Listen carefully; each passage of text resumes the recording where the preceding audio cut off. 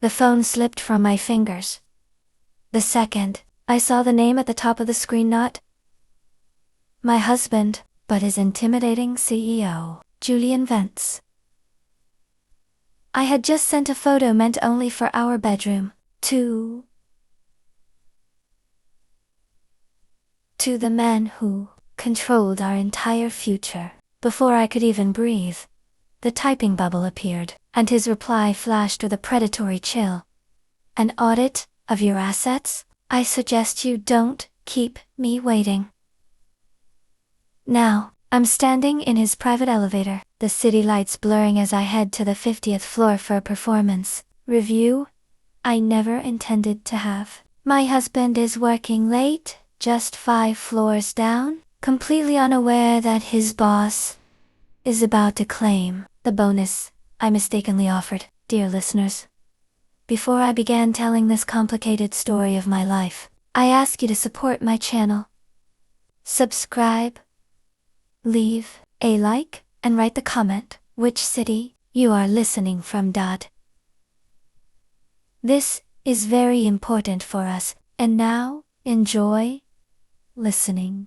It started like any other Tuesday. I was working from home, trying to ignore the heat radiating from my laptop. My husband, Tyler, had been distant for months, buried under the stress of his new VP position at Vance Dynamics. We were drowning in routine, and the spark in our marriage had faded to a cold ember. I wanted to shake things up. I wanted to remind him of the woman he used to chase.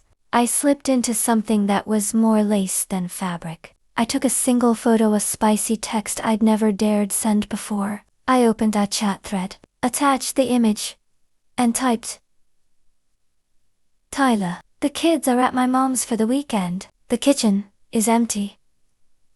And I'm ready to audit your assets. Get home early. My finger hovered over the send button, my heart hammering against my ribs. I hit it. I set the phone down, exhaling a shaky breath, and then I looked closer. The message hadn't gone to Tyler. The name at the top of the chat wasn't husband, it was Mr. Julian Vance, Tyler's CEO, and the most intimidating man in the city. And before I could even scream, the typing bubble appeared. His reply was instant. An audit of my assets, you say? The kitchen does sound efficient, Mrs. Vance. Perhaps we should discuss this in person. Panic washed over me in icy waves. I had just ruined my husband's career, but then another message arrived from Julian. Tyler is working late on the merger. My private elevator will be waiting for you. 8 p.m. Don't be late. It wasn't a request. It was a command from the top. I couldn't tell Tyler. I had to face the man who now held our entire future in his hand. The elevator zipped up to the 50th floor in near silence. Julian Vance was standing by the floor-to-ceiling windows, the city lights reflecting in his dark suit. He didn't look like an HR violation waiting to happen. He looked like a predator.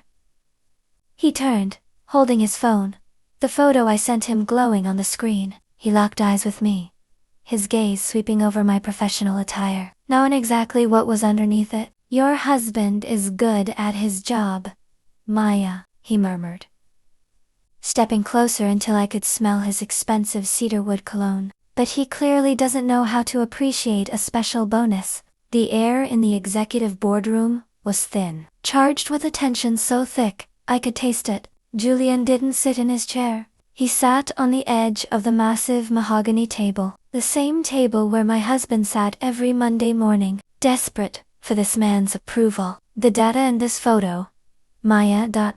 single. Julian began, his voice dropping an octave.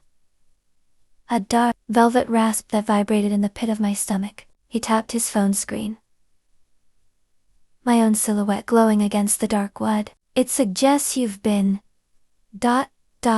underutilized. And I don't like seeing prime assets go to waste. He reached out, his hand wrapping firmly around my nape. pulling me forward until I was standing between his knees. The heat radiating from him was a physical weight. "He didn't ask," he commanded. With his other hand, he slowly began to unbutton my blazer, his knuckles grazing the lace side intended for Tyler. "Look at the city, Maya," he whispered against my lips, his breath smelling of dark espresso and expensive power. "Thousands of people down there, and not one of them knows that the most powerful man in this building is currently ... his top VP's wife." He lifted me onto the table. The cool wood, a sharp contrast against my skin. He leaned in, his lips trailing a searing path from my jawline to the hollow of my throat. "Every touch WS. A signature A creme. Your husband is a man of protocols," he growled, his hand sliding possessively up my thighs. "I'm a man of results. And right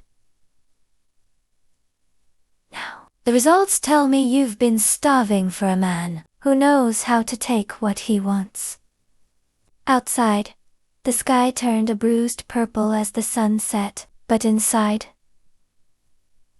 the only light came from the city below, and the predatory hunger in Julian's eyes. He wasn't just a boss anymore.